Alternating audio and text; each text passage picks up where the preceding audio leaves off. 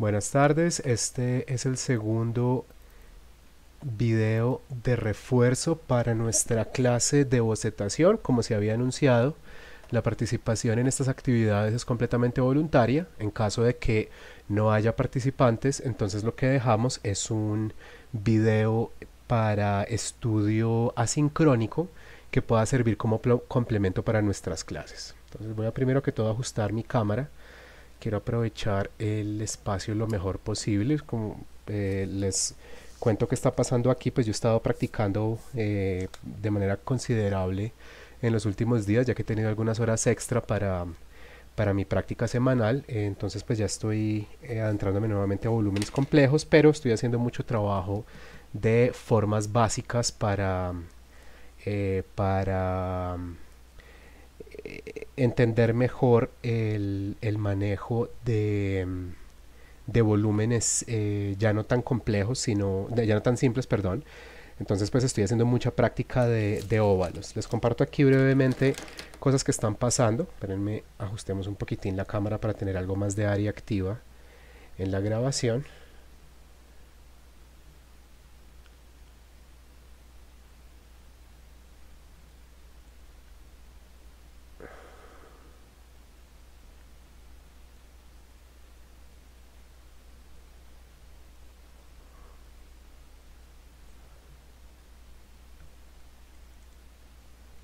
La cámara me está dando algo de problemas.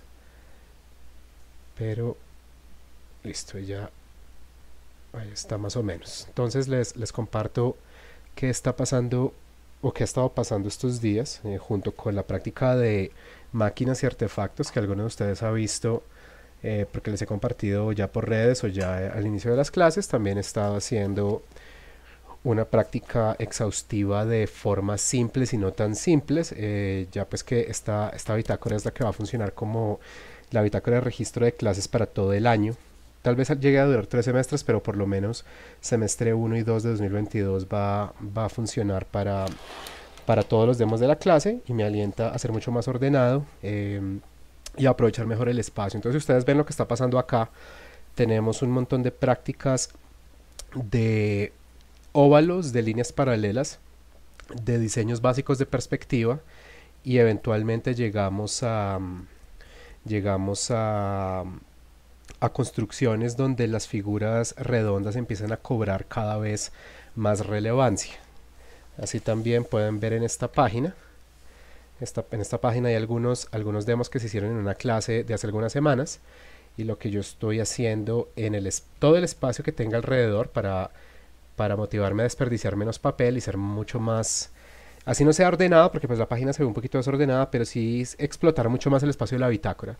Entonces lo mismo, tenemos la práctica de óvalos, el ejercicio básico de repeticiones donde cada óvalo se construye con un solo movimiento de la mano. Después construcciones simples donde empezamos a poner en perspectiva figuras redondas. Algo de esto lo vamos a hacer en clase. Y ya empezamos a trabajar ejercicios que van ganando más complejidad, donde empezamos a articular retículos de perspectiva en las categorías de nuestra lección, sólidos simples basados en cuadrados y rectángulos, o sea, cubos, prismas y eventualmente de pirámides, poliedros, no se llama paralelepípedo como yo decía la semana pasada, sino poliedros, pero también empezamos a agregar junto con indentados, cortes, extrusiones y perforaciones, empezamos a agregar también el diseño en perspectiva de figuras curvas. Ese es indudablemente el aspecto más desafiante de la primera parte del dibujo de perspectiva. Antes de meternos, por ejemplo, a temas que ya van a ser completamente opcionales, como el dibujo de edificios en escenarios, que esos ya son temas que deben elegir utilizar si eso es lo que quieren trabajar, el poder ubicar un óvalo, que en la práctica es un círculo proyectado en perspectiva. Esa va a ser un reto y un diagnóstico, va a ser como una prueba donde uno de verdad muestra ya hacia la mitad del semestre, que es lo que vamos a marcar la próxima semana, cuando estemos en semana 8. Ahí es donde vamos a poder decir, ok, mi trazo de construcción está en este estado y no en este otro. Mi capacidad para generar formas está en este nivel y no en este otro. ¿Listo?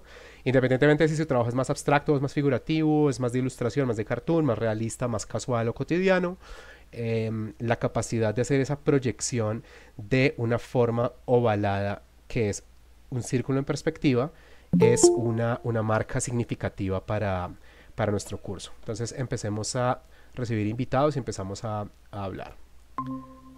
Buenas tardes, María Fernanda.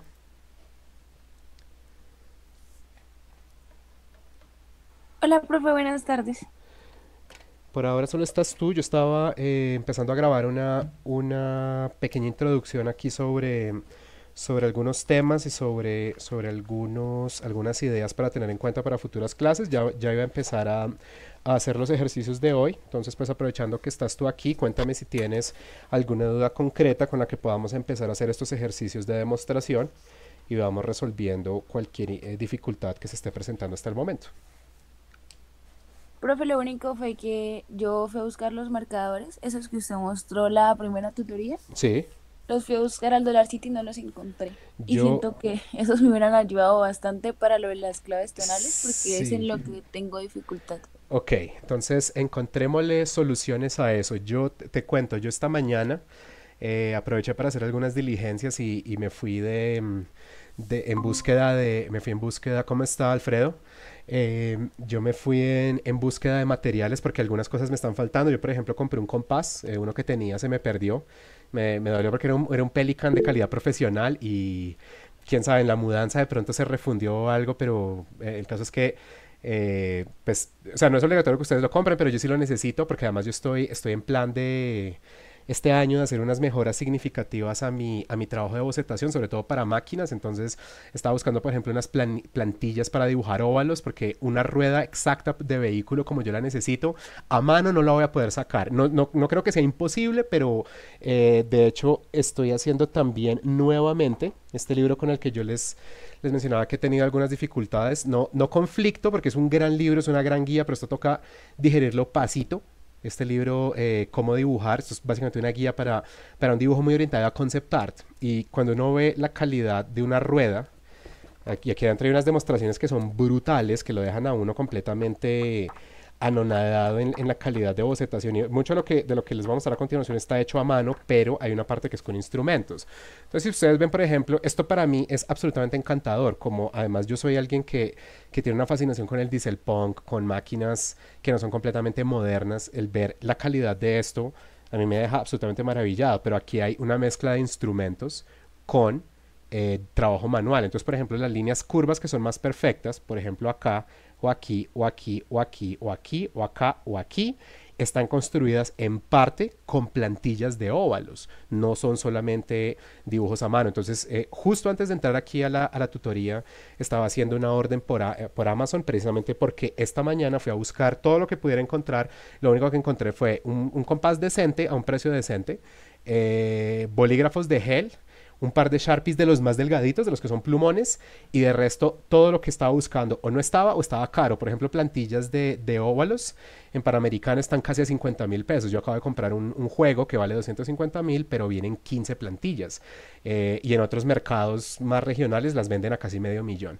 Entonces le hice una inversión a eso, estaba buscando un par de herramientas más, pero no hay mucho disponible y en $2 de los que fui no había nada de marcadores. Entonces, pues para que hablemos un poco de cómo podemos resolver algo de claves tonales, me parece que algo que podríamos hacer es combinar tinta con algo de trabajo de lápiz y portaminas. Entonces lo que yo voy a empezar a hacer aquí se va a orientar a esa parte. Voy a empezar con una demostración muy básica de sólidos, pero cuando empecemos a hacer sombreados vamos a ir a lápiz, pero lo vamos a utilizar de una manera pues muy específica. Básicamente vamos a hacer entramados con lápiz.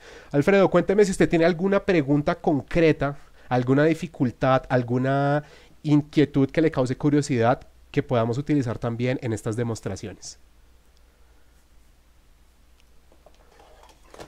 O que vamos a resolver más bien.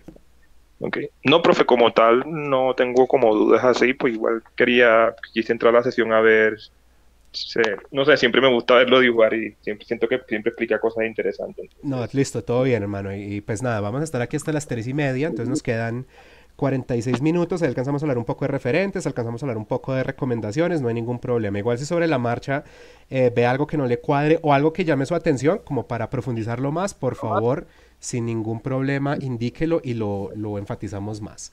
¿Listo? Listo, profe. Entonces voy a aprovechar aquí ya que esto queda, ya que solamente están por ahora ustedes dos, y pues nada, yo para estas sesiones siempre espero que lleguen por mucho de pronto. Si nos va muy muy bien, entran 10 personas. Entonces eso para mí no es ningún problema. De hecho, justo al principio de la sesión, los primeros minutos estaba yo solo, entonces estaba dando como un pequeño recuento de ejercicios que podemos hacer para práctica preliminar cuando esté el video listo. Y los pueden ver, es algo muy sencillo, es solo una práctica de óvalos y formas curvas en perspectiva, y algo de eso lo vamos a empezar a hacer desde mañana. Aprovecho, como esto va a quedar como apoyo asincrónico para la gran mayoría del grupo, entonces ya estoy viendo algunos ejercicios que me entregaron para el grupo del miércoles. Hay algunos ejercicios muy buenos, hay otros un poco más limitados, como siempre pasa, pero uno empieza a ver como siempre fallas recurrentes, no, ya no cosas que tienen que ver con solo las limitaciones de un estudiante de primer semestre, sino algunas cosas que son puramente omisiones.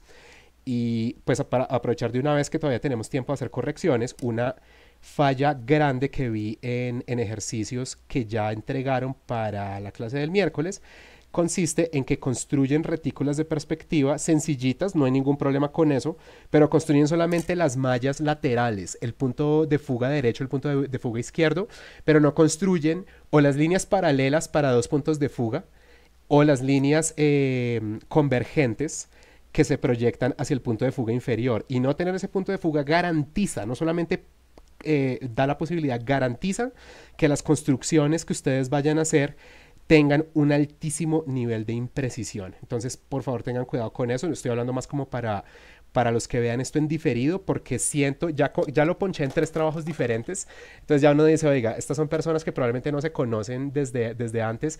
Eso es lo que me dice entonces, es que se nos filtró un error ahí que no tenía por qué, porque en ningún momento se dijo armen retículas solamente con 2 mallas, siempre son 3, así sean líneas paralelas o líneas verticales. Tengan cuidado con eso. Entonces, voy a empezar aquí de una vez. De hecho, yo creo que prefiero pasar a rapidógrafo. Tengo aquí el 05. El rapidógrafo es una herramienta despiadada en el sentido de que no nos da un margen de error muy grande, pero se darán cuenta a medida que vayan puliendo su trazo que no es cierto. ¿Cómo estás, María José? No es cierto que el rapidógrafo marque una línea altamente contrastada y eso sea todo lo que hay. Uno puede también sombrear hasta cierto punto, uno puede hacer como un trazo preliminar. Sobre todo cuando el calibre no es tan bajo, uno tiene la posibilidad de hacerle un cierto nivel de rotación al rapidógrafo sin que eso empiece a deteriorar la punta. Para calibres muy bajos, yo diría 0.3 para abajo, 0.3, 0.2, 0.1, 0.05. No es recomendable recostar porque entonces van a empezar a raspar el papel, pero con una punta como esta, donde el fieltro alcanza a ser grandecito, con el 0.6, con el 0.6, el 0.8 y 0.9 son particularmente buenos para esto. Uno alcanza a tener como esa línea preliminar y uno alcanza a ver esos calibres múltiples de línea con la misma herramienta. ¿Listo? Entonces, ¿para qué? Pero de nuevo, todo eso está predicado a partir de qué? De que el trazo de construcción esté medianamente bien estudiado.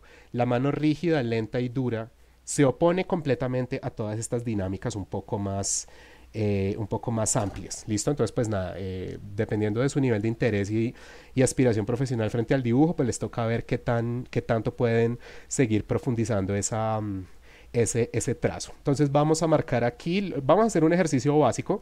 Tengo aquí un casi cubo, llamémoslo cubo gordito o prisma chato. Vamos a ajustarle algunas líneas de proyección que quedaron un poco erradas, sobre todo esta aquí. No es muy grave, sobre todo por lo que estoy usando un trazo muy amable como preliminar, y en todo caso vamos a empezar a retirar segmentos. Entonces vamos a hacerle un corte acá, vamos a hacer otro por aquí, vamos a hacer otro por aquí, vamos a jugar con algunas extrusiones muy básicas.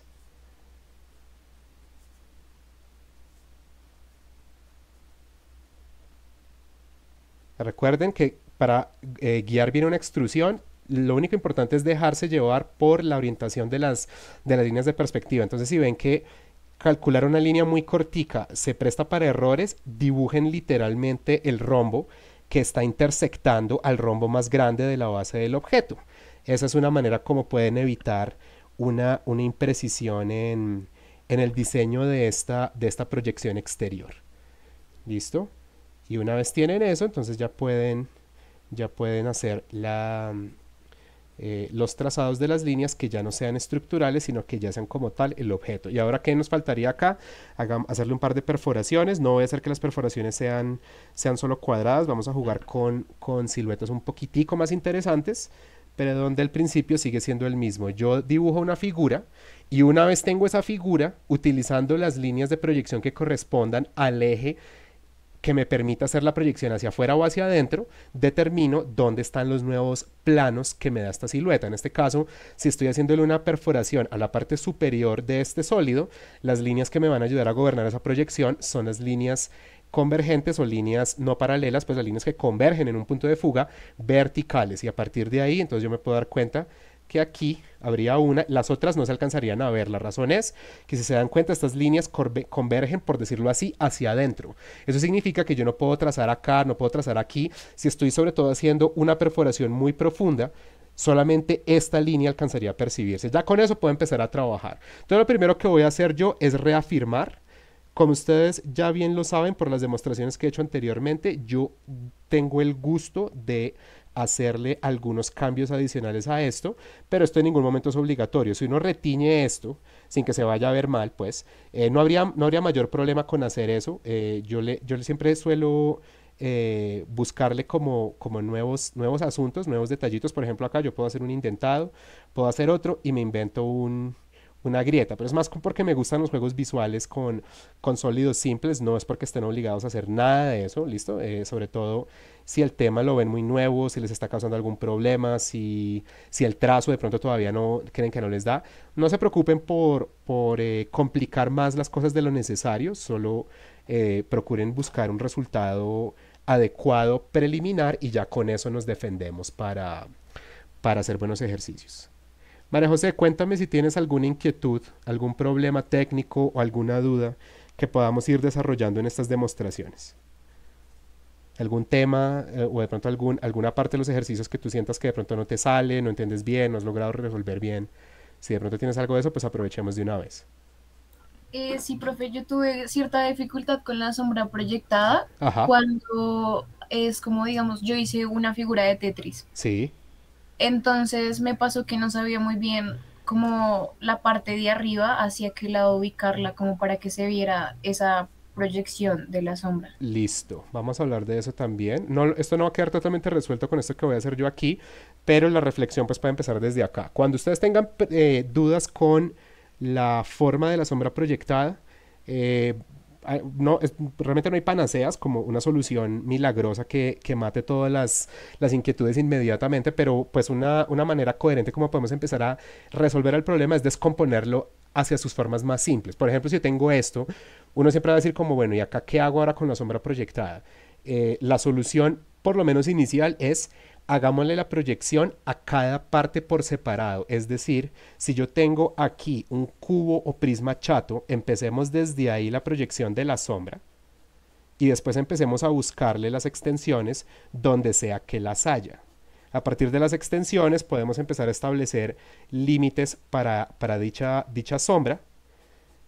Pero entonces esa es la manera como podemos empezar a resolver. Aquí esto no queda completamente resuelto. ¿Por qué?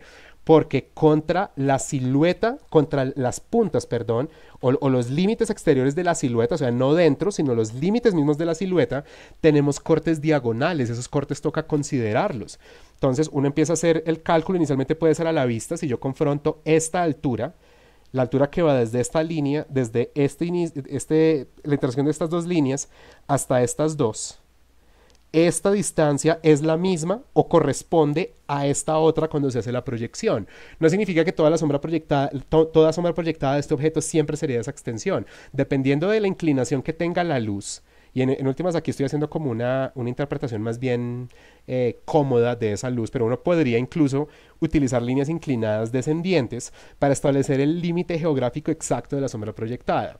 Entonces, esta sombra puede ser más larga, puede ser más corta. Lo importante es que uno haga un traspaso relativo de las proporciones de lo que está pasando en esta altura a esta extensión horizontal. Entonces, eso pasado a limpio, ¿qué significa?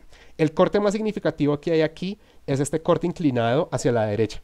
¿Por qué? Porque es un corte que llega hasta prácticamente la mitad de esta altura. ¿Eso qué significa? Que en esta extensión puedo calcular casi la mitad y a partir de ahí establecer un límite de ese corte.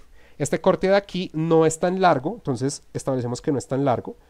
Y lo más probable es que haya una imprecisión matemática entre esta medida y esta medida y esta, pero por ahora eso no es importante. Lo importante es que haya una correspondencia lógica entre estas siluetas y el objeto que les da origen. Si ya estuviéramos en un asunto más técnico, sí tendríamos que ponernos a medir exactamente de cómo proviene la proyección, pero por ahora, al hacer estas mediciones a la vista, así sean un poco más informales, así no sean tan precisas, lo que sí estamos dotando nuestro dibujo es de una correspondencia lógica, lo que significa que el sentido de espacialidad de este boceto no se va a perder, así no sea matemáticamente exacto. ¿Listo? Como para que no se sienta que le estoy dando el esquinazo a tu pregunta. Si yo aquí generara una figurita de Tetris, entonces podemos probar acá a generar dicha figura.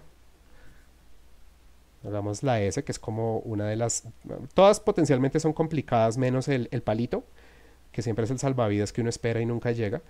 Pero entonces, si hacemos la reflexión de cómo hacer esa sombra, podemos utilizar la misma lógica que yo acabo de utilizar acá. Entonces tenemos este sólido y decimos, quiero proyectar la sombra. Ya saben, hay que buscar proyectar la sombra de una manera que tenga coherencia en el sentido de que la silueta de la sombra proyectada no interrumpa o no ataque a la forma originaria. Entonces, pues voy a buscar, ya que esta figura tiene una orientación horizontal inclinada, entonces voy a jugar con una sombra que se proyecte más hacia abajo. A ver cómo nos va. Y de nuevo, ante la pregunta de ¿cómo hago yo la proyección simultánea de todo esto? No. Yo voy a imaginar esto, María Fernanda. Aquí hay un prisma. Aquí hay otro. Y aquí hay otro más. ¿Sí me entiendes? Y entonces al momento de empezar a proyectar, yo voy a empezar a resolver pedazo por pedazo. De hecho, incluso acá, bien delgadito, puede ser con lápiz o puede ser con portaminas, puede ser con un rapidógrafo, con un bolígrafo. Voy a sacar la base. Y a partir de la base es que voy a empezar a hacer esa proyección. Y cuando esa proyección esté, entonces voy a empezar a hacer el resto de la figura. Aquí habría... Esta sombra no puede terminar así porque aquí hay una punta inclinada cuando se está viendo en esta... Es decir, esta esquina de acá tiene que aparecer en la proyección de la sombra. Si no, se va a sentir que se está proyectando mal. Y a partir de ahí, entonces puedo seguir con la proyección, pero entonces yo no voy a empezar la proyección de este prisma, llamémoslo prisma 1, prisma 2, prisma 3, yo no puedo empezar la proyección de prisma 2 desde acá, tengo que empezarla o continuarla aquí. Entonces voy a seguir acá, voy a seguir por aquí y esta otra llegaría, esta es la que llega más lejos, esta creo que iría como hasta aquí. Esta parte de acá se puede volver un poco confusa. Y de nuevo, si tenemos esquinas, entonces esto tiene que alcanzar a mostrar esa esquina también. Voy a tocarse aquí, ya me estoy embalando, pero creo que lo puedo llegar a resolver. Creo que tendría más o menos esta forma, esa sombra. De nuevo, probablemente estoy exagerándola más de lo necesario, pero lo importante es que le estoy dando a esto una lectura, o estoy intentando de que tenga una lectura lógica para evitar el mayor, llamémoslo vicio o defecto como de amateur, que es, tenemos una silueta, no tenemos idea de cómo proyectar, entonces empezamos como a hacer pelitos, o hacemos un óvalo inmenso por debajo y todo eso es incorrecto porque no encontramos una correspondencia lógica entre objeto más la silueta que es originada por ese objeto. ¿Me entiendes hasta ahí, María Fernanda? María José, sí, profe. María José, discúlpame. Entonces, mira, de pronto aquí una cosa que me estaba complicando es que el ángulo que yo elegí es uno que no me es familiar. El ángulo probablemente más fácil de proyectar para esta sombra sería opuesto, sería proyectar hacia allá, porque ahí vamos a tener la posibilidad de tener una sombra que se va a parecer más al objeto que la produce. No significa que solo hay que hacer esta y que esta no sirva. Significa que aquí el análisis tiene que ser como más delicado y aquí va a ser un poquito más sencillo. Pero el resumen de todo esto es, pártelo por pedazos y asegúrate de que la proyección de la primera silueta, o del primer volumen más bien, parta literalmente de la base, dibuja la base si la necesitas, esa base invisible, y asegúrate que esa primera proyección sea correcta. Si lo es, probablemente el resto te va a poder seguir saliendo bien. Si no lo es, si nos pasa la primiparada que es esta, tengo un sólido inorgánico simple, tengo aquí la base que normalmente sería invisible, tengo que hacer la proyección, y en lugar de hacer la proyección desde toda la base, yo hago la proyección desde uno de los lados. Esto es totalmente incorrecto porque no tiene lógica, no porque no sea matemáticamente exacto. Ninguna de estas sombras aquí es exactamente precisa de acuerdo a un plano técnico, que igual no es lo que estoy haciendo. Pero este tipo de errores, la proyección lateral en lugar de la proyección desde una base, es lo que destruye la credibilidad de una sombra proyectada. Entonces, por favor, tengan eso en cuenta, porque así la sombra no sea exacta, así no corresponde a un plano técnico, que igual eso ahorita vale huevo, francamente, pero desde que haya una lectura clara de un sólido que está en el espacio, vamos bien. Ya lo demás sí se empieza a volver un problema grave, porque además si ya hablamos de un objeto que se superponga a otro, diseñar un principio de un escenario, cosas así, vamos a empezar a acumular y acumular errores y los ejercicios se descarrilan.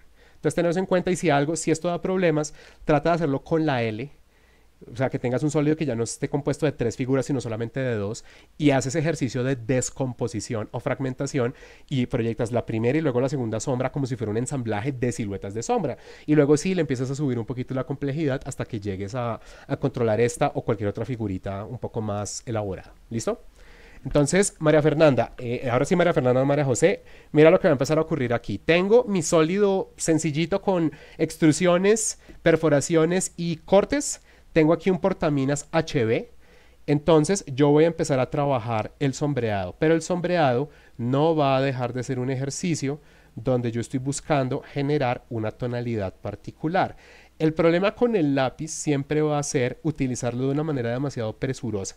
El lápiz es una herramienta completamente válida, incluso para la bocetación de un primer ejercicio, porque uno siempre arranca el curso sin utilizar lápiz para que no se refugien en la posibilidad de borrar. Pero cuando ya estamos hablando de asignar tonalidades, ya se trata de tenerle paciencia, porque pues la herramienta de pronto no es tan rápida, a menos que estés trabajando por ejemplo, con un lápiz 6B, que ahí sí puedes correr más. Pues aquí estaríamos hablando o de hacer un frote muy suave o de hacer un entramado muy suave, pero la palabra clave en ambas versiones es suavidad. No, el error grande en lápiz es empezar a rayar duro, tratando de sacar una sombra demasiado, o sea, sí, como demasiado apresurada. Pues eso sí toca evitarlo, eso no le da un buen resultado a nuestros bocetos.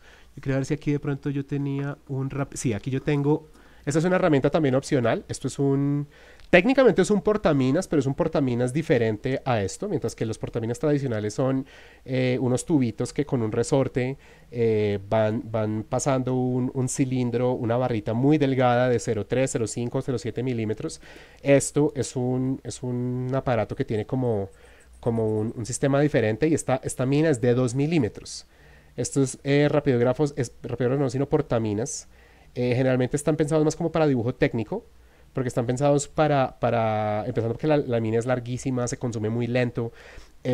Personalmente no soy tan amigo de esta herramienta, la razón es que pierde la punta muy rápido, pero por ejemplo esta mina es de calibre 2B.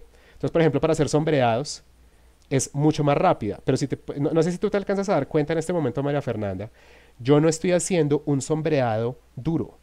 Yo estoy haciendo un frote muy suave, en este caso ya no se ve como un entramado, por lo que la mina es más grande, y si yo extiendo lo suficiente la mina, voy a poder acostar, miren que no estoy trabajando verticalmente, estoy recostando la herramienta, entonces puedo hacer un frote suave, y va saliendo también un sombreado que se ve pues más o menos uniforme, pero el asunto es, el lápiz, el afán, la primiparada en el lápiz es hundir el lápiz en el papel. Eso es lo que no funciona. Además, eso empieza a limitar el trabajo. ¿Qué es lo que ocurre cuando uno hunde el lápiz en el papel? ¿Y cómo se dan cuenta de eso? Si ustedes inclinan la hoja y al momento de inclinar la hoja frente a la fuente de luz, las zonas donde hay lápiz empiezan a brillar, o sea, si se alcanzan a ser altamente reflectivas, significa que ya le quedó ahí como una lámina grasa al papel, ahí ya no entra nada. El marcador se trabaja con dificultad, la aguada se trabajaría con dificultad, el marcador negro se corre y va a dañar también el lápiz. Borrar se tira el papel, ya la fibra del papel como tal no va a recibir más pigmento, no va a recibir más grafito. Entonces, el asunto con el lápiz siempre va a ser moderen el pulso. Si se sienten haciendo esto, lo están haciendo mal. O sea, lo que estoy diciendo no es que no tracen oscuro. El asunto es no hundan la mano ni el brazo sobre el papel. Hagan un frote suave y lo que tiene que ocurrir, la acumulación de nuevas tonalidades va a ocurrir por repetir ese ejercicio de frote. Ese ejercicio de frote también les va a permitir acumular nuevos tonos si ustedes van cambiando la dirección. Es decir, si su primer entramado o frote, así es un frote uniforme, sigue un ángulo, digamos que fuera de 45 grados, una segunda, tercera, cuarta, quinta capa no debería ocurrir en la misma inclinación. Eso va a ayudar a que ese pigmento de grafito penetre mejor las fibras del papel. Hay papeles que están mejor diseñados que otros para recibir lápiz. Por ejemplo, el Durex se deja trabajar muy bien, como es un grano como más poroso que el Bond, se deja trabajar mejor tanto para aguada y marcador, porque además es un papel que generalmente es bastante grueso, tiene un gramaje de 90 y pico, 100 y pico, 120. Ustedes lo pueden conseguir en gramajes diferentes, pero el Durex estándar de papelería tiene por lo menos 90 gramos por metro cuadrado. Además, como es poroso, recibe bien aguada, marcador y lápiz. El Bond es decente, ni súper ni muy malo. Un papel muy liso les puede empezar a dar problemas, no porque no recibe el lápiz, sino porque se puede ensuciar muy fácil. Hay dos ejemplos muy concretos. Uno, el papel pergamino, que se puede ensuciar muy fácil. Uno lo puede ensuciar muy fácil por lo que habíamos dicho la semana pasada. El pergamino no absorbe realmente pigmentos, todo queda en la superficie. Y el otro, un papel de un uso muy frecuente, que es un papel muy bacano, pero hay que usarlo con cuidado, la cartulina opalina. Es una cartulina, no sé si la conocen, la opalina es un papel muy, muy blanco, es un tono frío y es mucho más blanco. O sea, uno compara una opalina con un papel Bond y el Bond se ve amarillo. La opalina se ve blanco, blanco, blanco y hay gente que lo usa. Yo tengo un amigo del que yo hablé alguna vez en una clase, por si lo quieren buscar, un muchacho muy talentoso que se llama Andrés Pinzón. Tiene, por ejemplo, un Instagram muy bacano. El tipo es, en mi opinión, uno de los... No lo digo porque sea amigo mío, el man sí es buen vale mía y todo, pero no lo digo por eso, es porque de verdad es así de talentoso. El man, para mí, es uno de los mejores anatomistas del país. Tiene un dibujo de figura humana impecable y él solo le gusta dibujar en opalina, pero él es extremadamente meticuloso. Él no tiene bitácoras así.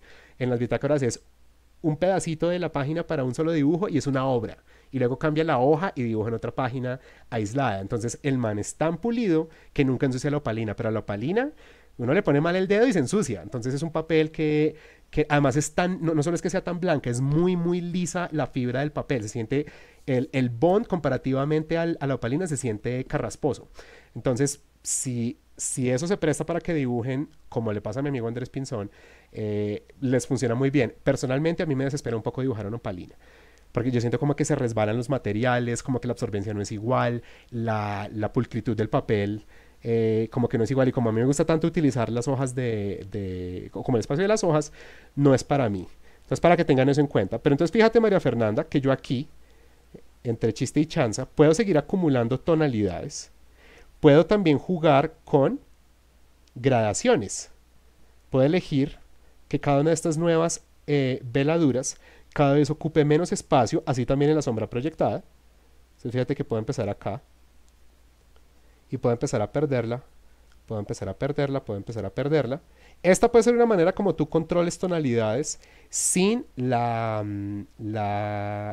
potencial dificultad que implica el trabajo en tinta, que a veces puede ser un poco intimidante cuando ya nos metemos con entramados, con texturas, sobre todo ya en contexto. ¿Listo? Entonces, ¿cuál sería mi recomendación? Si tienes acceso a o sea, el portaminas son una herramienta muy asequible. Si en este momento no los tienes, asegúrate de conseguirlos. Si ya tienes lápices, te recomendaría que igual consigas portaminas. ¿Por qué? Porque no vas a tener el problema de una punta roma que como que te invite a hundir la mano en el papel. El portaminas siempre te va a invitar a hacer entramados más bien delicados, y esos entramados siempre van a ser más sencillos de hacer que los que puedas hacer en rapidógrafo o los que puedas hacer incluso en bolígrafo. ¿Listo?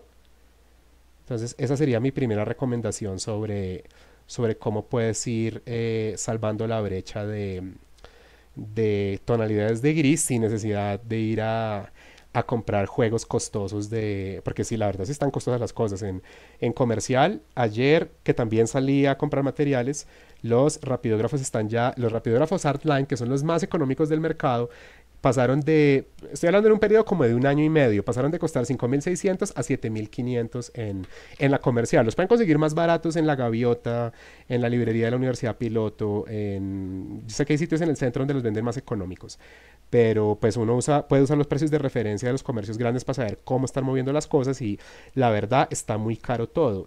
Un marcador Copic está rondando 19.000 pesos, un Curecolor está rondando 21.000 pesos. Los Shinhan Art Touch, que son los más económicos, no se encuentran en este momento en el mercado.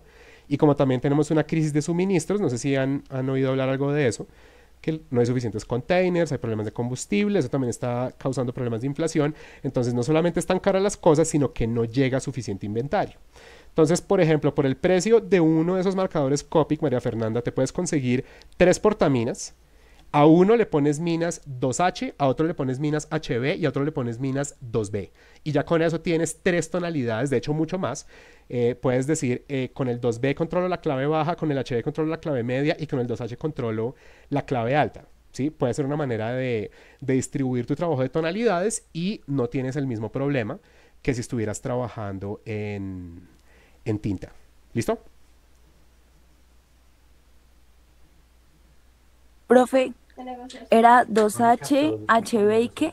2H, mira, esto, o sea, los que tú puedes conseguir, porque uno puede conseguir más tonos si uno va a suministros ya como para arquitectura y cosas así. No, estoy hablando cualquier comercial papelera, cualquier Panamericana o panadería panadería no, papelería de barrio, te puedes conseguir portaminas 2H, HB y 2B.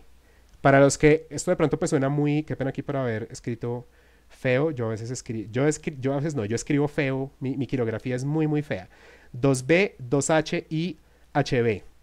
Entonces, esto de pronto es una explicación súper obvia, pero por si acaso, cuando hablamos lápices de serie o referencia H, estamos hablando de minas duras, o sea, el grafito es mucho más compacto, no se... ¿Cómo se llama? No se vuelve polvo, no se desmorona tan rápido, y por eso las líneas que dan son más claras y son más delgadas. Cuando hablamos de series o referencias B, estamos hablando de minas blandas, el grafito es más graso, las líneas delgadas se pueden hacer afilando a cada rato los lápices, aunque con el portaminas no es tan problemático eso, y podemos lograr tonos más oscuros y el frote del lápiz es mucho más suave. HB es una sola referencia, o sea, si tú vas a la referencia o serie H, tú puedes ir desde H solo, hasta, si no estoy mal, 8H o 10H. Lo mismo acá. Puedes ir desde lápices que empiezan en la serie B hasta llegar a 8B o 10B. No sé si alguna vez han visto los juegos de lápices Faber-Castell que tienen toda la serie y justo en medio hay HB. HB hay uno solo, no hay HB 1, 2, 3, es uno solo. HB es un intermedio. La gran mayoría de lápices, por ejemplo el lápiz número 2 mirado, el amarillito que uno asocia con colegio, eso es un lápiz HB, pero no dice lápiz HB, es una referencia estándar, mejor dicho. En portaminas tú puedes conseguir esto, puedes conseguir también minas de 0.5 o de 0.7 milímetros. ¿Cuál sería mi recomendación? Que te consiguieras 2 portaminas 0.5, un portaminas, uno solo 0.7. Que te consigas minas de 0.5 del 2H y del HB. Generalmente cuando tú compras un portaminas viene con minas HB, entonces solamente habría que comprar estas y son baratas. Eso, cada jueguito cuesta por ahí 2.000 pesos, incluso buenas marcas, Faber-Castell, Pilot. Eso es, hay muchas buenas alternativas y estoy hablando de lo básico. Si ustedes van a herramientas ya profesionales para dibujo de planos y todo eso, uno puede conseguir portaminas 0.3, 0.15 creo que también uno consigue, portaminas de 1 milímetro. eso ahorita no corresponde. Cada portaminas decentico, son portaminas de esto es marca Pilot, cada uno me costó en su momento como 3.000 pesos. Entonces, que te consigas dos de los que son más delgados en la referencia básica del mercado, que son los 0.5, para tu clave alta y tu clave media, y esta mina que es más gruesa, que la utilices para tu clave baja, para que los frotes que van a quedar más oscuros también tengan una mina más gruesa y ese frote se pueda hacer un poquito más rápido. Esa sería mi recomendación para reemplazar marcadores por portaminas. En últimas, eso no sustituye la necesidad de hacer un buen trabajo, valga la aclaración, pero definitivamente para alguien que no se sienta tan inmediatamente afín al dibujo, puede ser una buena alternativa por lo menos para reducir costos, hacer más experimentos sin desperdiciar tanto papel, no cometer tantos errores, y creo que eso puede funcionar, ¿listo? Y como te digo, en cualquier comercio, sea de barrio, sea gran superficie, vas a encontrar cualquiera de esas referencias, estoy seguro, y no tienes que ir a lugares especializados. Si tienes posibilidad de ir cerca a la universidad, pues yo imagino que si es así, porque solo ahorita conmigo están en virtualidad, creo yo, puedes ir a cualquiera de las papelerías que están rodeando el edificio principal. Justo ahorita se me escapan los nombres, pero hay unos sitios muy buenos donde puedes conseguir materiales a precios decentes. Y si te quieres animar a ir al lado de la Luis Ángel Arango, hay una papelería que se llama La Gaviota, y esa papelería, no voy a decir que es súper barata, porque ahí pues los precios son como normales, no es carera, pero con frecuencia tienen muchos materiales que no hay en otras partes porque está muy pensada para estudiantes de diseño y artes. ¿Listo? Entonces, también hay otra, pero esa sí no recuerdo dónde queda. Sé que queda ahí en el centro, pero no recuerdo dónde queda. Una que se llama como Doña Conchita o algo así. Si algo para que la busquen en Google, que ahí también me han contado que se consiguen muchos buenos materiales de tinta, lápices, grafito, óleos, vainas así, pero yo la verdad no he ido, pero sí me han hablado muy bien de ese sitio. Entonces, pues esas serían otras opciones para conseguir materiales. Cuéntenme si hay alguna otra pregunta, muchachos. ¿Con qué otra inquietud podríamos colaborar para no solamente hacer demos libres?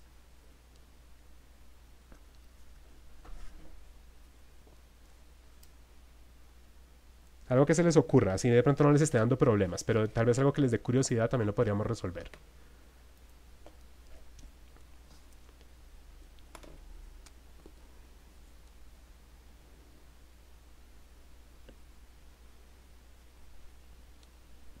¿Nada?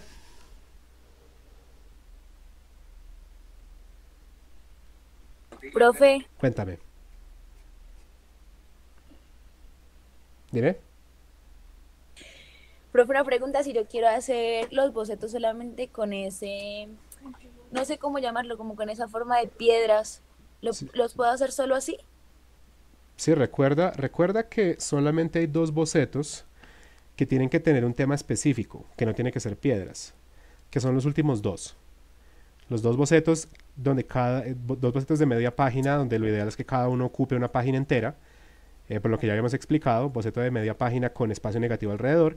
Esos son los bocetos donde tú vas a mostrar algo que te llame la atención. Pero ese algo no tiene que ser hiperrealista. De hecho, sería muy recomendable que aun cuando vayan a hacer un ejercicio específico, sigan manteniendo la abstracción de la geometría, si no exacta, por lo menos de líneas rectas, porque esto previene los errores que ocurren cuando no tenemos experiencia, por ejemplo, en esferas, en formas orgánicas en perspectiva o en formas curvas en perspectiva. Digamos, mira lo que estoy haciendo yo en este momento. Al darle más grietas a este objeto y al dejar que esas grietas no sean solamente rayitas sobre la superficie, que eso rara vez se ve bien, sino mostrar que son planos de luz y planos de sombra, al mostrar que tienen cierto nivel de volumen, yo empiezo a, por decirlo así, personificar este objeto. Este objeto se va a empezar a sentir cada vez más o como una piedra o como un mineral, o de pronto como una construcción maciza en un material como concreto, cemento o algo así. Pero yo en últimas estoy dándole algo de narrativa a un objeto que parte desde una lógica más fácil de controlar, como la que proviene de líneas rectas. ¿Listo? O sea, no hay ningún problema con eso. El único asunto es que en los últimos dos bocetos, los bocetos muestren un tema. Si ese tema es una casa o es una caja, no sé si fue con ustedes en el grupo de viernes que lo habíamos dicho, un tema que uno podría elegir para los bocetos de cierre de la entrega de esta semana es dibujar literalmente cajas. O sea, si yo dijera, quiero dibujar esto. O quiero dibujar una caja como de trasteo, o quiero dibujar una nevera.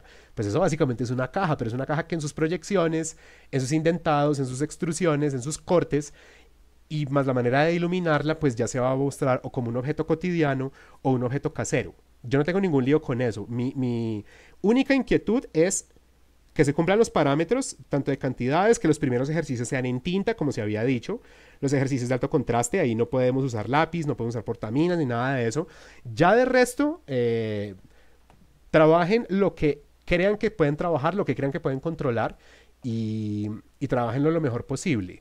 Intercambien complejidad por control de la calidad de las cosas. Entonces sí, trata de que tus geometrías sean lo más básicas posibles y darles poco a poco un poquito más de detalle. Pero evita a toda costa curvas, evita a toda costa esferas, que eso lo empezamos a trabajar esta semana, y ni por el chira se metan con personajes. Ahorita no es momento de trabajar eso, porque no corresponde a lo que estamos haciendo en el módulo. Aquí hay una pregunta también de Mafe. Profe, ¿cómo se llamaba el lugar que dijo que queda en el centro para comprar materiales? Si lo puede repetir, vamos a dejarlo aquí en el chat.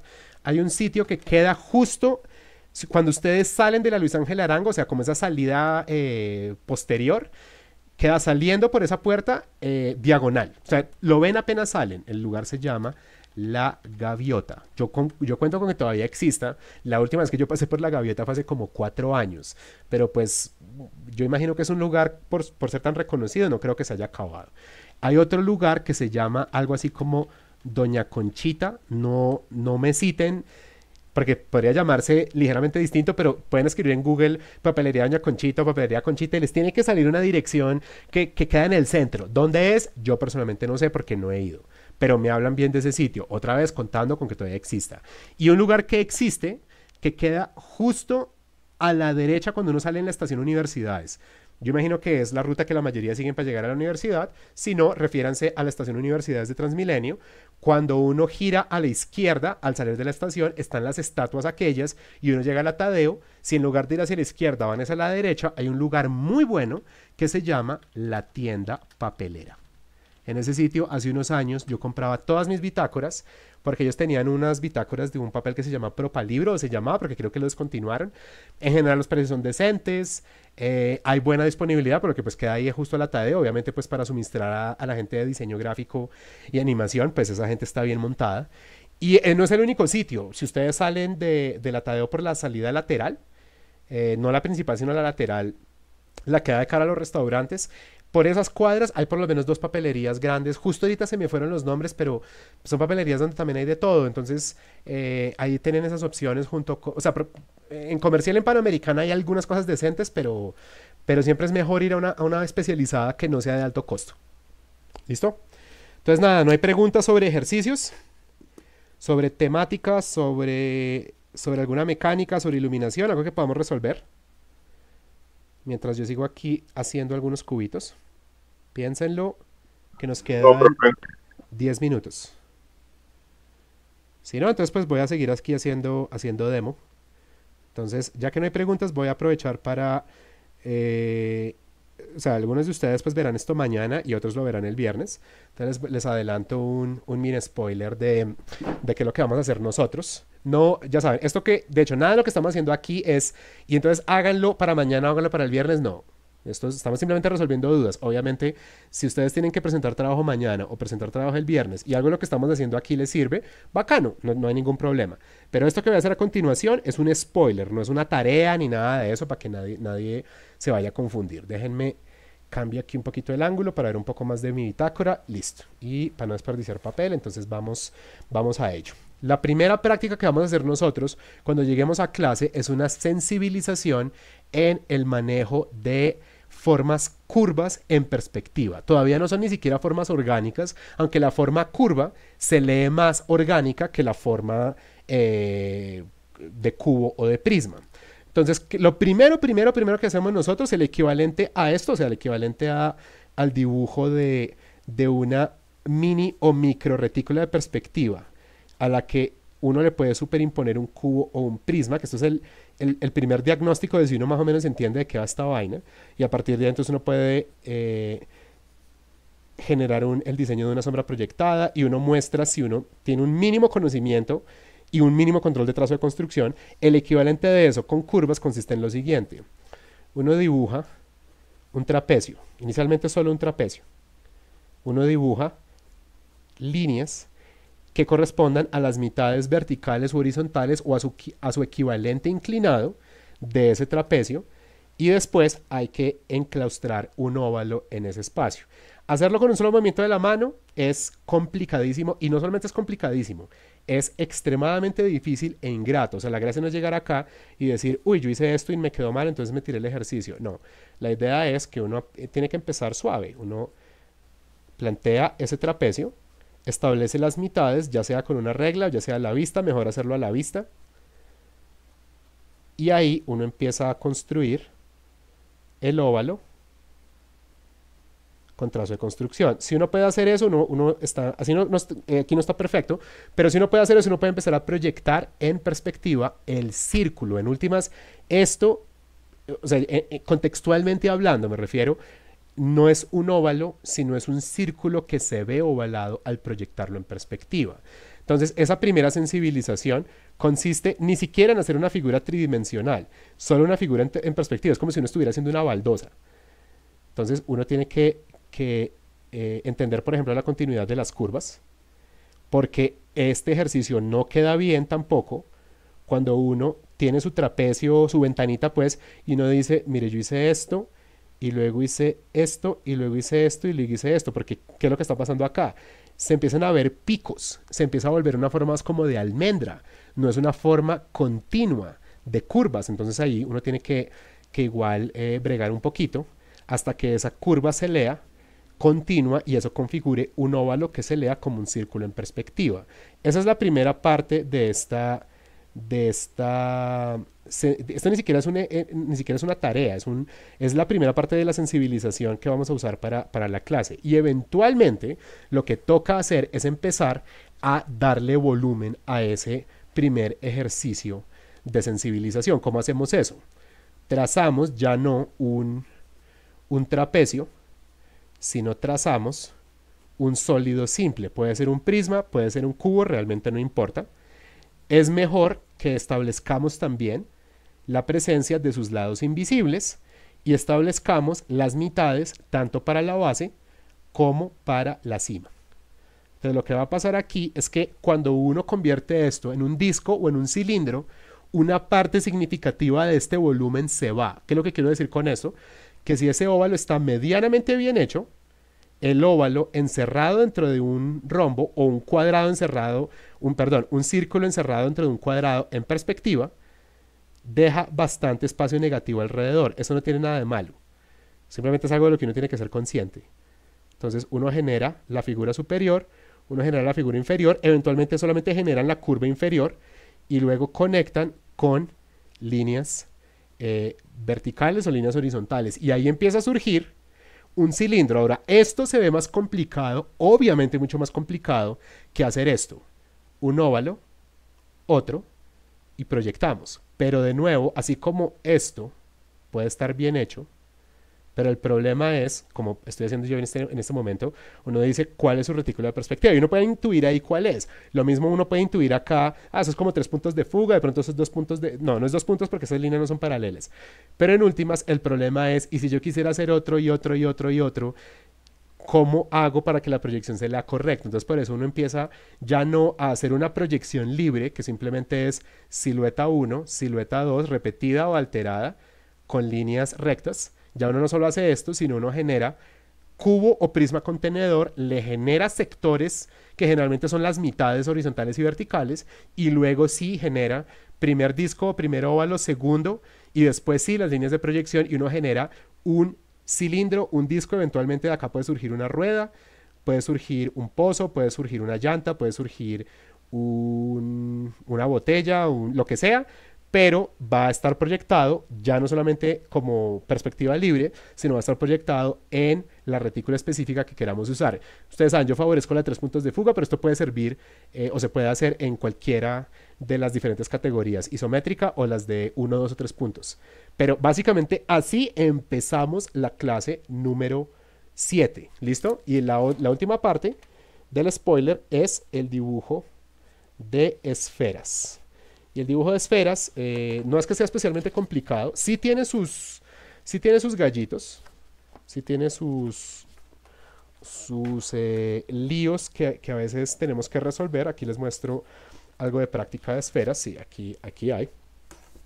El dibujo de esferas tiene la posible complicación o el posible gozo, dependiendo de cómo se lo tomen, de que uno ya no tiene la opción de decir, hay planos que apuntan literalmente en direcciones diferentes, donde, por ejemplo, en el cubo o prisma básico, cada cara, si está bien proyectada, está apuntando al eje Y, al eje X o al eje Z, o al revés, dependiendo de qué sea el ancho, qué sea el alto. Y de manera correspondiente uno puede decir clave baja, clave media y clave alta. Eso es relativamente fácil de entender y relativamente fácil de controlar. En la esfera hay que hacer un trabajo continuo de tonalidades. Si ese trabajo continuo está hecho en grafito o está hecho en bolígrafo, uno puede explayarse, puede demorarse minutos, incluso horas haciendo una esferita. Eso no es ideal siempre, pero al principio, pues para sensibilizarse está bien. También es una buena idea que uno entienda cómo se hace una esfera en alto contraste. Aquí tengo una práctica un poco más provechosa de esto. Fíjense acá, en esta práctica, donde nuevamente tenemos la práctica de sensibilización de óvalos, que esto es absolutamente terapéutico. Estos son los ejercicios de Peter Han. Yo los estoy repitiendo por lo que estoy haciendo el curso de How to Draw. No sé si todos alcanzaron a ver esto. Estoy trabajando este libro, lo estoy trabajando otra vez de principio a fin. La última vez llegué como a 2/3 partes, ahorita estoy empezándolo otra vez, pero ya pues comprando materiales nuevos, las plantillas, todo lo demás que había comentado al principio de la clase. Entonces pues estoy otra vez calibrando la mano lo más que pueda. De aquí entonces pasé a práctica libre de ruedas, práctica no tan sencilla, pero pues relativamente sencilla. Y acá déjenme encaramar la cámara. Ustedes se pueden dar cuenta de lo que está pasando aquí. Aquí ya tenemos ejercicios que son medianamente contextuales. En últimas, pues son tonterías también. O sea, cilindros y discos y esferas, pero se pueden dar cuenta que eventualmente tenemos que empezar a lograr un diálogo entre ya no solamente figuras inorgánicas basadas en prismas y cubos, sino las figuras que son más desafiantes, que son los cilindros, los discos, las ruedas y las esferas. Y de aquí a qué pasamos en semana 8, a que estos ensamblajes empiecen a cooperar también con formas orgánicas de apariencia más libre. ¿Cuáles son esas formas? Ustedes ya las conocen, son las formas como las que hicimos en la primera y segunda clase, la forma como de huevito, la forma como del ovoide, la forma elástica, pero entonces la idea es lo mismo, que esto se sienta que está correctamente construido en perspectiva, y ya de ahí, de hecho ya aquí nos podemos empezar a meter con árboles, con formas un poquito más complejas, pero cuando ya uno junta inorgánico recto, inorgánico curvo, tanto en esferas como en discos y en cilindros, con formas orgánicas, ya uno técnicamente puede por lo menos aspirar a construir lo que uno quiera. Así de pronto uno no tenga la capacidad o de pronto los planos técnicos se vuelvan demasiado complejos, entonces ahí pues uno recomendará como, tómatelo un poco más suave, un poquito más sencillo, más geométrico, pero la idea es que vamos a ir aumentando nuestra mecánica de construcción para poder tridimensionalizar ideas que sean de más complejidad. Eso básicamente es el contenido en términos de perspectiva que nos queda pendiente. Junto con esto hay que hacer thumbnails bidimensionales para planear estas cosas. Eso se irá haciendo sobre la clase. Entonces, pues nada, ese es el mini spoiler de lo que vamos a estar haciendo en próximas semanas. Ya cumplimos la hora de respaldo, entonces cuéntenme si para cerrar tienen alguna pregunta, algún comentario, ya para terminar esta sesión. No, profe, muchas gracias. Listo. Alfredo, ¿algo para resolver? ¿Ya para cerrar? No, profe. Listo. Gracias. No, gracias a ustedes por asistir. Voy a poner a exportar esto de una vez y espero que esté listo tipo por ahí 7 ya en el canal en correo. Cuídense, que estén muy bien.